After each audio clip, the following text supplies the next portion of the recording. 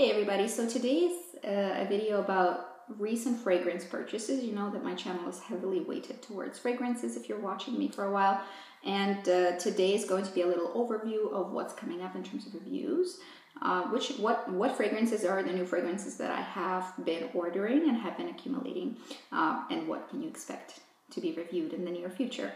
I have here 6 fragrances. Out of those 6, 2 are samples, like a big size samples, and unfortunately 4 are full-size fragrances.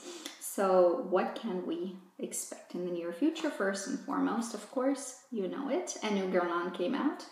I know I skipped Mon Paris, I just didn't like it. I did do a trial size, I did get a few little sample size, not bottles, but like, you know, the little samples that they give out, and I just really didn't like it. And finally, I do know that I enjoy the sweetness of the La Petite Robe Noire line, and I had purchased the newest addition to it. There hasn't been tons of buzz about it, so here it is, a new little guy on the new kid on the block for Guerlain. This is Black Perfecto from the La Petite Robe Noire range, and it's called Eau de Parfum Floral. Okay, floral perfume, great. This is such an interesting little guy. Of course, once I wear it a little bit longer, I will for sure do a full review of it.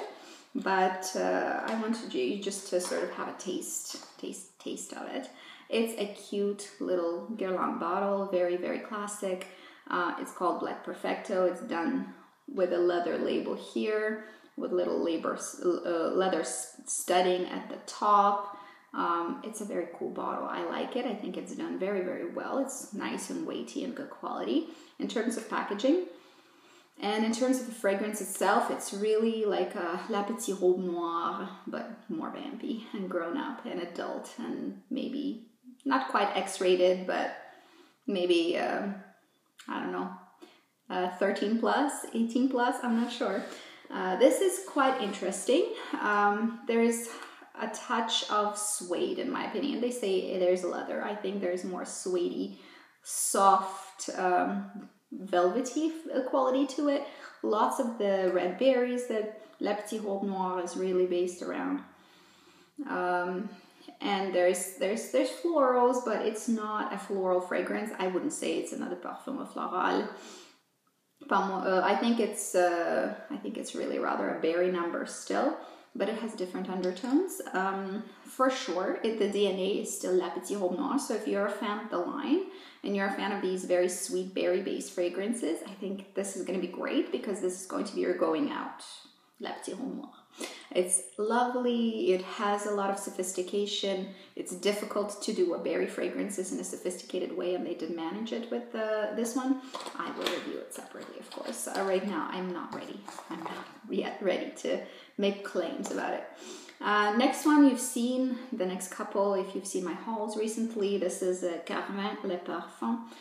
This is Kerkhogian's creation, of course. I'm a big fan of his work. He's a great nose of our current time. And it's a beautiful bottle. To me, this is some of the perfect packaging that they've done. It's a beautiful matte glass. There's a little ribbon here. It's a beautiful minimalistic design, but still very, very classic, with a throwback to vintage bottling. And it's a sweet pea and flowers and lychee and yumminess. It's a very innocent scent, very light, very clear, crystally. You know, it's almost, you can almost hear the sound of crystal when you're smelling it. It's very, very pure and so feminine. I think this is going to be very easy to wear. I did go through a couple of minis of this, and I have enjoyed it enough to make sure to buy it. So I will tell you more about it later, but I think I'm a fan. I think I'm a fan. Obviously, I wouldn't buy it if I wasn't. Another fragrance that is much more of an everyday sort of easy choice that a lot of people will enjoy for sure is the Fresh Sugar fragrance. This is their original Eau de Parfum. I got it in a smaller size, of course. I do not need perfumes in huge sizes. I will never go through them. It's a beautiful bottling as well. I mean, the packaging on these guys is stellar. I have no complaints about the packaging. The Guerlain de Carvin And this one, they're all just packaged so beautifully. I like the little sort of alcohol bottle feel. It's like a mix between an alcohol bottle and maybe an apothecarian little potion. This one's sweet, very easy to wear. There are floral undertones, and it's basically a sugary lemon with some flowers. Really easy perfume to wear. I think this is going to be my sort of throw on and go little guy. I'll tell you, of course, more about it later. I still haven't formed a very solid opinion about it. A fragrance that I am kind of unsure if it was a great purchase or not, but I will certainly wear it and make a really solid review about it too. This is Imogen Rose from Lush. Imogen Rose was striking my fancy because I really love how Lush do rose scents in their body care, and I was very hopeful that this will morph into something that reminds me of that scent. And it kind of does, and so far I've worn it only a couple of times, so I cannot really speak for it, but it kind of gets there, but it takes time because it's quite a waxy rose, and I haven't figured out whether I love it or I kind of dislike the waxiness. I'm not sure about this one. It is definitely a fleshy rose, and that's how I like my roses. But I haven't figured out whether I love it or hate it. And my idea for this solid perfume, I should probably say this is a solid perfume, obviously, is to wear it and layer it with other florals and see how it works in tandem with other scents. Then we have Atelier Cologne Clementine California. Californian Clementine, I guess. This is cool. Nice little size. This is a clementine. There's a little bit of bitterness to it, like it can be with citruses, and I do like that bitterness. I think this is super unisex, and I think that will smell actually very nice on a man. There is almost a little bit of not a smoky, but a cigarette quality to it that I like, that actually comes across as sophisticated, not trashy. I have to wear it and then I'll report back. This one I'm not so sold on, to be honest, but I'll wear it and then we'll see.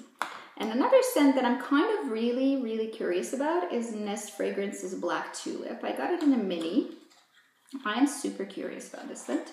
I only have one Nest scent that I have ever bought. And I have to say I don't wear it a ton. This is a really good sample size. Like, I have tons of product to make a solid review about it. This is a roller ball, as you can see. This is a Black Tulip.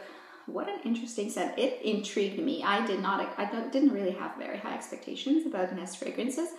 I'm not sure why, because I'm not so familiar with them. I just didn't really know what to expect.